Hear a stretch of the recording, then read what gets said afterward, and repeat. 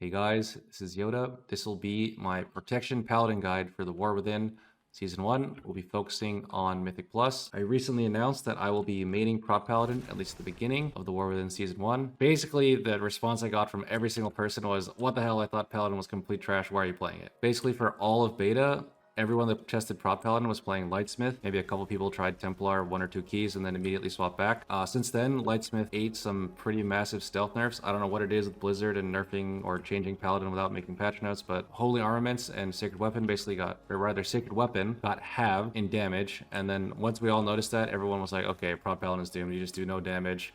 On top of being squishy, I mean, the utility's nice, but if you do no damage, like, it won't be good. Also, since then, Templar got a stealth buff, which is the minor one is Shake the Heavens, now pandemics to 10 seconds instead of 8, which is kind of nice, but it's not like crazy. The free Hammer of Light that you get from Light's Deliverance now doesn't cost Holy Power. It's actually free. By the way, I'm not sure how long those changes have been in, but from the information given to me, it was shortly after the launch of the actual game War Within. After playing this in a few keys, the metrics that I can relay are I did like roughly 30% or something more overall than I did in the same key as Lightsmith, and I did like roughly 20% more than my Blood Decay. Not that this metric is like a be-all end-all or something of all tanking, but I also somehow had lower EHRPS than my Blood Decay. I have no idea how that happened, but there it is. So Templar, in my opinion, is actually a very strong option and probably puts Paladin on par at least with the other tanks. As far as how to actually play, so we'll go over the talents first. We'll start with the class tree. Basically, it's the same class tree as before, except we lost the extra range on Rebuke in exchange for Touch of Light, which frankly is complete trash. I have never seen this do more than 0.2% of someone's damage. Hopefully they buff it. So you have a few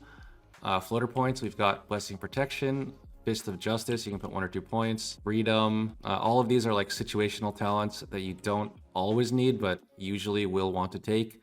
You can also drop Lightforged Blessing sometimes, but I personally don't recommend it. Down here, sometimes you will want Strength of Conviction and Divine Purpose over Divine Toll. That's not really for Mythic Plus, that's for Raid. So in Mythic Plus, you're always playing Divine Toll and Divine Resonance, like under any circumstance, especially because of Punishment. By the way, in Dragonflight, sometimes it was acceptable to drop Punishment. If you're playing Templar, it is absolutely not acceptable to drop Punishment, and we will explain that later. For the spec tree, we got a few changes. Mainly, bottom part was changed, and we also got Strength and Adversity. For every target hit by Avenger's Shield, you gain 5% parry, so that's basically 25% parry, mostly full uptime. With Templar, this is kind of set in stone. You have 2 flex points, in my opinion, which are Inspiring Vanguard and Blessing of Spell Warding. You can change these to be Faith in the Light is what I usually go for if I do swap them. Improved Art Defender is also an option, and if you are really hurting for a slow, you can take Improved Holy Shield and Consecrated Ground. Improved Holy Shield in general is like not worth the talent point in my opinion, but the slow is like extremely invaluable in some situations depending on your group comp. So that's my normal setup. Faith in the Light generally is used like if you just need more physical mitigation since it increases your block chance. However, there is a certain strategy that I was at times pursuing on beta where you could make it so you have 100% spell block. It's like with certain buffs up. So if you are going for that strategy, then you will need 2 points in Faith in the Light for that as well. As far as the Templar tree is concerned, you are basically taking these talents every single time. The only one that's an actual choice is Unrelenting Charger versus Bonds of Fellowship. I just take Unrelenting Charger because it's pretty much always getting value. Bonds of Fellowship is like kind of niche and weird, so I usually don't take it. All right, so that's talents. For stats, we are going to be prioritizing haste, heavily prioritizing haste. Templar relies on maintaining a buff called Shake the Heavens. You maintain this buff basically by using your generators. You know, the more haste you have, the lower cooldown these generators all have, and also the lower global you'll have. So haste is extremely important, by far our best stat. Like before it was our best stat, now it's like really our best stat. One other thing is that crit is much more valuable now than before. That's mainly because of this talent, Wrathful Descent. When Empyrean Hammer crits, 100% of its damage is dealt to nearby enemies. This is like a huge portion of your damage in uncapped AoE, and it only procs when you crit. Also, it gives you random DR for 8 seconds.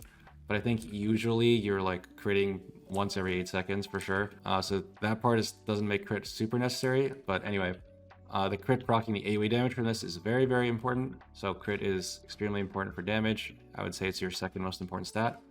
On top of that, we do have Strength and Adversity now, which is giving us 25% additive parry, which makes crit, the parry you get from crit somewhat more valuable than before. So I'd say crit's our second most important stat. Then it's Mastery. Mastery is still your best defensive stat after haste because it increases your block and it's just flat DR in Consecration. And then Verse is kind of nice, but with how strong the other stats are, especially with crit becoming randomly like a giga stat, Verse has fallen off. I think on single target it still sims quite high, higher than Mastery at least, and higher than crit because crit doesn't like this effect doesn't really matter on single target. Depending on your levels of crit, Verse may sim higher on single target, but in keys, I would probably prioritize it last, even though it is still quite a good stat.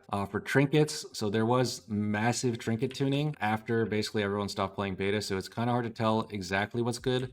We did do a few keys like after the tuning, and the two Trinkets I kind of settled on are Swarmlord's Authority and Arakara Sacrood. And you guessed it, it's because they both give you haste, and haste is so important for Paladin. Swarmlord's Authority in particular was doing, let me see if I still have the breakdown. I do. Swarmlord's Authority was doing 16.5% of my overall healing. Considering how weak Word of Glory is, we'll take all the extra healing we can get. So Swarmlord's Authority, I think, is probably one of the better defensive trinkets. Obviously, it's pretty bad offensively. We can check what percent of my overall it did. It was like 0.4. So it's basically a dead trinket offensively, but it's one of the better ones defensively. If you want an offensive trinket, then I would say Foul Behemoth's Chelicera is okay, and Skarmorak Shard is also pretty good. But I would probably default to these two. Obviously, as I mentioned, most trinket tuning happened after like most of the testing, so it's kind of hard to tell exactly what's good and what's bad. Embellishment wise, this is another case where we're kind of expecting more embellishment tuning to come. On beta, I was just playing with Belladar's Bulwark, which is only on your shield, and I believe Focusing Lens. Yeah, Elemental Focusing Lens. I would not take these as like be all and all of embellishments. Definitely wait for tuning and also trust like raid bots / the Discord about what embellishments are actually good. Also, you can also just check logs and see what people are playing in raid as well. Next, we'll go over what your buttons actually do cooldown wise. So cooldowns we have are, the number one is Avenging Wrath. This increases your healing and crit chance by 20%. Something we didn't mention, by the way, with Templar, I almost always play crit wings. That's mainly because of Wrathful Descent, and also Paladin's self-sustain is kind of weak since they nerfed Word of Glory. The increased duration on this compared to Sentinel, plus like the extra chance to crit your heals, does wonders for your self-sustain. So I would say if you in any way can do a key without playing Sentinel, I would try to avoid it. This has a lot of defensive benefits. Even if you're not playing Sentinel, it has a number of defensive benefits. As we mentioned before, it has 20% increased healing, and you have a high chance to crit your heals with this. Also, it makes your Judgment generate 2 Holy Power instead of 1. And it also gives you access to Hammer of Wrath. So in general, you're just like generating and spending way more Holy Power with Crit Wings up. That said, obviously, its primary function is to give you damage. So we are going to be trying to use it off cooldown as long as we're getting the full duration. The next cooldown we have is Eye of Tyr. So with the Templar tree, Eye of Tyr now becomes a huge cooldown, which is actually one of the main strengths of the Templar tree, in my opinion. Before, Eye of Tyr was basically like a very weak cooldown. Is usually not enough to act alone as a cooldown, especially with the nerf duration to 6 seconds.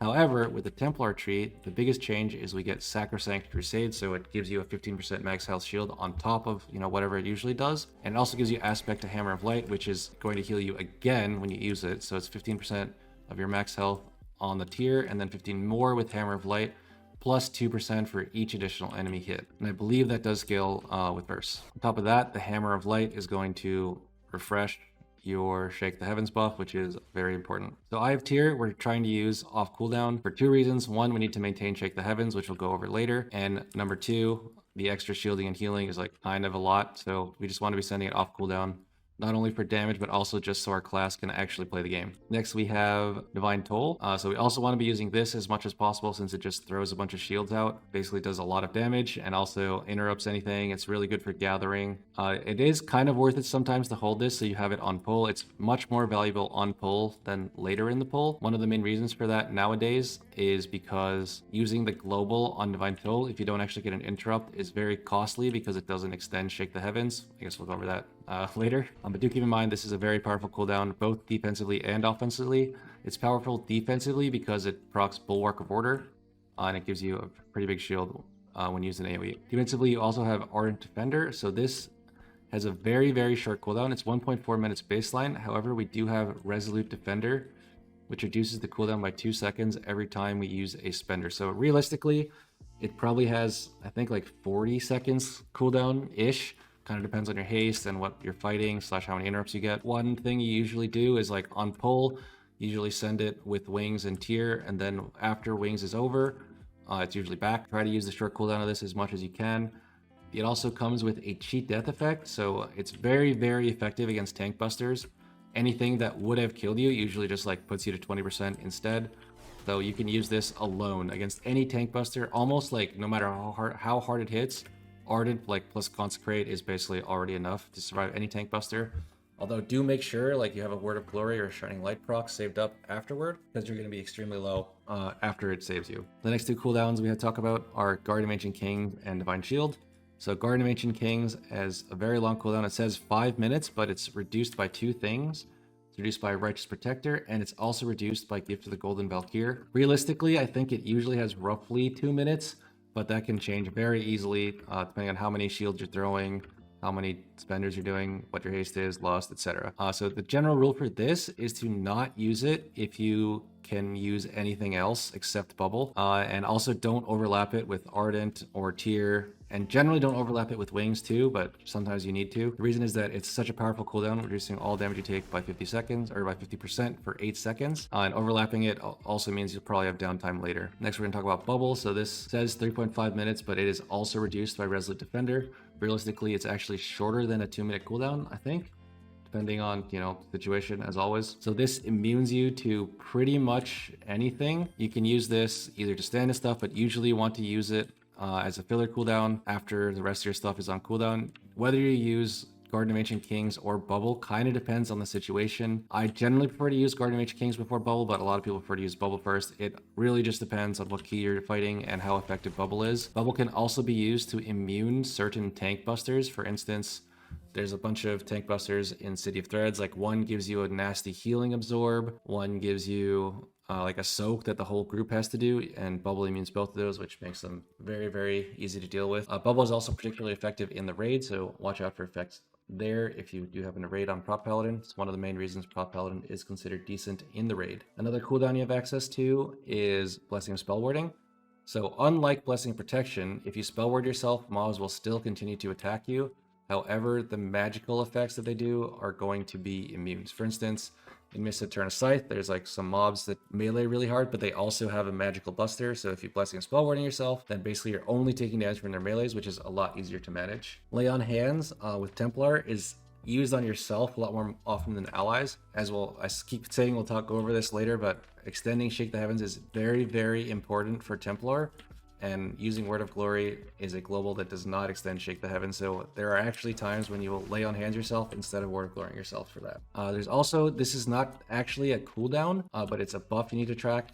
It's Light's Deliverance, and I'm considering putting it in the cooldown section since it's not always available. Basically, during Shake the Heavens, you're going to build the stacks on this really fast. What it does is every time you hit an Empyrean Hammer, it adds 1 to the stack. At 60, you get a free Hammer of Light, and I'm considering that a cooldown because, it's extending Shake again, and also proccing Sacrosanct Crusade, so it's a pretty big cooldown to keep in mind. Do watch out for this. If you notice this hitting 60 and you're about to use Light's Hammer, sometimes you can save the use of another cooldown. Finally, we're going to talk about the actual offensive buff that is very important to maintain, Shake the Heavens. So what does it actually do? After casting Hammer of Light, you get the buff Shake the Heavens for 8 seconds. And then you have this, which says every time you use, it says Crusader Strike, but really it means Blessed Hammer. Every time you use a Holy Power Generator, you extend the duration of Shake the Heavens by 1 second. So our global, right now on beta, I have 20% haste and my global is 1.2. So in Lust, it's going to be shorter. If you have more haste, it's going to be shorter. But usually how it goes is every global you do extends it by 1, but it costs 1.2, so you're slowly losing the fight to extend this buff. However, you do have a couple things going for you. So you have, first of all, Eye of Tyr is cooling down. Every 45 seconds, you get a new Hammer of Light. That Hammer of Light will refresh your Shake the Heavens to either 8 or it can extend it all the way up to 10 if it's already running. And then you also have Light's Deliverance every 60 hammers. By the way, this goes up, I was mentioning this before, this goes up like crazy when you actually have Shake active. When you have no Shake active, it only goes up from Hammerfall, which is when you do spenders. So you have Light's Deliverance. Every 60 hammers, you get a free Hammer of Light, which is another refresh on Shake the Heavens. While Shake the Heavens is active, you're basically like playing Templar, and while it's not active, you're playing like Dragonflight Paladin that's nerfed. So basically, without Shake the Heavens, you are an extremely weak tank, and with Shake the Heavens, you're playing like the Templar which is, that I'm deciding to play. Also of note, with Shake the Heavens, you also have like Wrathful Descent, so you're doing AoE damage, and you're also reducing damage that you take by 5% generally. Okay, so how are we actually going to maintain Shake? So first, we're going to extend it by using generators, as we mentioned. So it's, plus 1 second per generator. But if you use non-generators, that's like a global that you spent not extending it. So, Divine Toll, if you didn't get an interrupt, Word of Glory, Avenger's Shield, if you don't get an interrupt, are all globals that you kind of need to spend. Consecrate's another one. Globals that you kind of need to spend that don't extend Shake. So how do we combat that? Well, it is our friend, the talent Punishment. Every time you interrupt, you cast Blessed Hammer, and that procs Higher Calling, which extends Shake the Heavens. So basically, every time you consecrate, you're minus 1 second, but every off global interrupt you get with Rebuke, it's plus 1 second. And then also, every interrupt you snipe with Avenger's Shield is one more time that you could use Avenger's Shield to maintain defensive buffs without losing a second on Shake the Heavens. So you're basically playing the game, playing like a different game. While you're playing Prot Paladin, you're also trying to snipe every single interrupt you can in order to extend Shake the Heavens to like make it so your buff never falls off, because if your buff falls off, you're going to be really weak, as we mentioned. One other off-global way you have to extend your Shake the Heavens buff is to hit a Resonance proc. So when you Divine Toll, as we all know from Resonance, I have a weak aura. Every time that this hits the bar, it's going to throw an Avenger's Shield, and it's off global, right? It doesn't cost me a global. So if I'm targeting a mob that's casting at that time, then that procs Punishment, which again procs Blessed Hammer, which extends Shake the Heavens. So these are all the tricks you have to extend Shake the Heavens, and then also you have the way you let Shake the Heavens fall, I guess, is towards the end of a pack. You don't want to use Eye of Tyr or potentially proc your 60th Light's Deliverance proc, because that'll proc Hammer of Light, and you don't want a Hammer of Light at the end of a pack, because if you Hammer of Light at the end of a pack, now you have Shake the Heavens running at the end of a pack, and then you have to like travel to the next pack. So that's another thing you need to do to extend it. You need to basically know when to let it fall off towards the end of a pack, so you have a fresh one to start the next pack. Also note, since we did already mention it, but it's very important, if you are not maintaining your Avenger's Shield buffs in most trash pulls, probably is going to spell your doom, because 10% increased block plus 25% additive parry is a lot to be giving up. And obviously, as everyone knows, Prot Paladin needs to be in their Consecrate, otherwise they're going to be taking massive damage. So this basically balance between keeping Shake the Heavens up and keeping up your defensives is like one of the main difficulties of the Templar. Next, we will talk about the tier set. So our tier set is the 2-piece is not super crazy or anything to think about. Shield of Righteous damage increased. Great, it doesn't really compete with anything, so we're always using it. And grants 3% damage reduction, which basically should never fall off. The second part is kind of interesting because it says casting a Holy Power ability increases the damage of your wings, and it stacks. What they don't say on that is that the buff only lasts 14 seconds. So I'm going to do a finisher here. You see how this buff I'm tracking lasts 14 seconds. If you do not do a finisher, well, by the time this falls off, then all those stacks go away. So like, it would be a real tragedy if you built up like 30 stacks or something at the end of a pack, and then you engage the next pull 15 seconds later and you lost all 30 stacks of that to your next wings. For the record, 30 stacks would be like 15% increased damage during that wings. So basically, make sure you're tracking the buff, and then you can spam Blessed Hammers out of combat to give you Holy Power, or you can use Shining Light procs to extend this buff. Probably really hard to extend this buff. If you've ever seen me do the Dawnbreaker and we're chasing the last boss like on Dragonback, I'll occasionally like land, do a finisher, and then remount, because it's so important to keep that buff.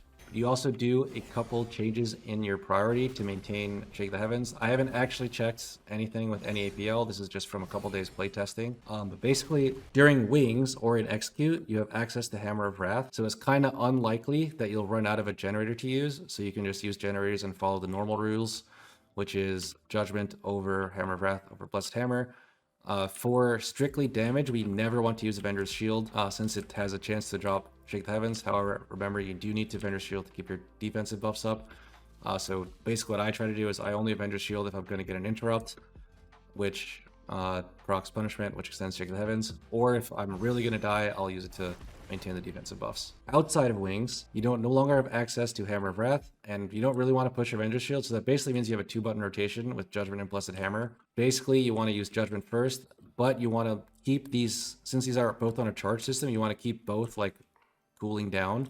So it's Judgment with 2 charges, then Blessed Hammer if it's full on charges, then Judgment again, then Blessed Hammer. Outside Shake, there are a couple things you can do to like help yourself maintain it. So basically, remember, during Shake, you don't really want to be using Consecrate or Avenger's Shield more than you have to. So right before you use Hammer of Light, you can just quickly refresh it with Avenger's Shield or Consecrate, or both even, to keep like refresh your defensive buffs before you enter Shake, and then in Shake you just don't have to use those as often. Okay, next we'll go into Paladin utility. So Paladin utility is the same as it's always been, but it's even more important. As we mentioned before, you have the interrupt maintaining, extending your Shake mechanic, and also you want to interrupt mobs just so they don't kill your group, right? So let's say you're rolling up to a pack and there's 2 casters. One common strategy with Prot Paladin is to have your group solo one caster, or your group on one caster, and you're soloing the other caster. You solo it by obviously using Avenger's Shield whenever it casts, and then you try and use Avenger's Shield whenever you can. You're getting some resets on Avenger's Shield from the Grand Crusader passive. Then if you don't have an Avenger's Shield up, you try to use Rebuke, and then if you don't have Rebuke, use Hammer of Justice. That strategy does have a few flaws because sometimes mobs have like a super dangerous cast. In those situations, you want to use Avenger's Shield priority as a priority, and then you use Save Rebuke for the dangerous cast, and then use Hammer of Justice if you don't have Avenger's Shield up. If you're running out of Avenger's Shields, you can also use more Blessed Hammers, like prioritize Blessed Hammer over Judgment and Hammer of Wrath, because it has a high chance to give you a Grand Crusader proc, and then that'll give you a free Avenger's Shield, which you can use as an interrupt. That's not really, in an APL anywhere, but that is a trick that I do to help me solo mobs and have a higher success rate with that. We also have, as we mentioned before, Hammer of Justice. This is a pretty long stun, 6 seconds. You use it, as we mentioned, to give you space to solo interrupts on a mob. You can also just use it to stop a random uninterruptible cast. And there's also a few mobs in War Within Season 1 that put nasty debuffs on you or buffs on themselves. You can stun them to help you drop stacks. We also have Blinding Light, 1 minute 30, AoE stop. Usually you're not using like the fact that it disorients them for 6 seconds. It's usually just AoE stop and then it gets insta broken. We also have 1 minute sack. This is one of the main things that draws people towards Paladin. Having this on a 1 minute cooldown basically means you can save someone every minute. You should try and use this every time you bubble, since that's like damage that's basically going away, since the damage that's being transferred to you is being immune. Try and use this on people if they have no personals up, or if you see a cast going off on them, you can like quickly sack before the cast goes off.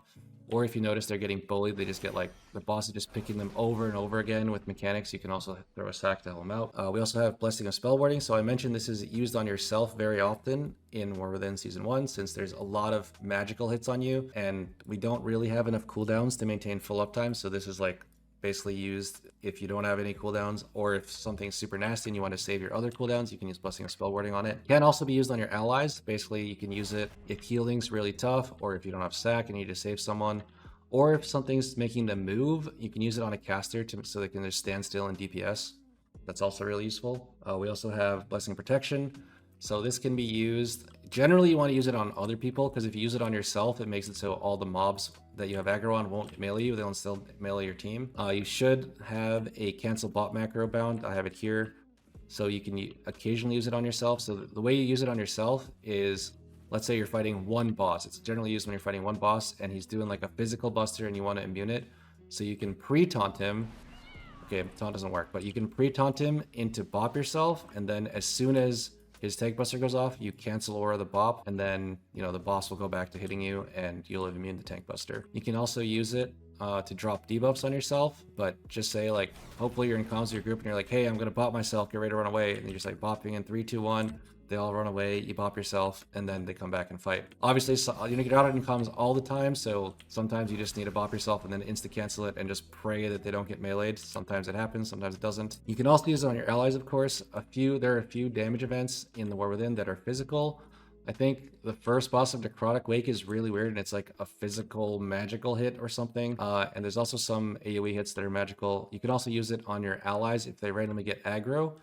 You can bop them, or like sometimes if you know someone is gonna pull aggro because they do insane damage on the first pull, you can also bop them for that. Although that happens kind of rarely with Templar, since Templar does a lot of damage as well, especially in uncapped AoE. We do also have a Dispel, Cleanse Toxins. Disease isn't super relevant in the War Within Season 1, but Poison kind of is, so you can use this. Templar tends to run out of mana less than Lightsmith does, so it's actually not that bad to use Poison Dispel, but do keep in mind mana is a struggle that Prot Paladin has, so be ready to not dispel, I guess, or let someone else dispel if you're going to run out of mana. We do have Lay on Hands. As I mentioned before, you can lay on hands yourself in order to not use Word of Glory on yourself so that you can extend Shake the Heavens. Like, Shake the Heavens is so important that I would even consider doing that. Obviously, you can also use this on other people. It is an off global that insta-tops them.